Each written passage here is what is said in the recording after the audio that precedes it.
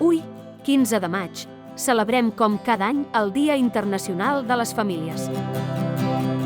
L'objectiu principal és crear consciència sobre el paper fonamental de les famílies en l'educació dels fills i filles i fomentar i afavorir el manteniment i la millora de la unitat familiar.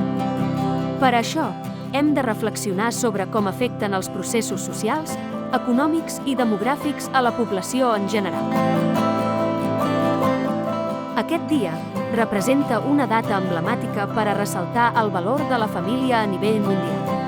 D'ella depèn que els éssers humans aconseguisquen integrar-se de manera sana i completa en el seu entorn i d'aquesta manera aconseguir nivells de convivència, on es respecten les regles i normes que regeixen a la societat.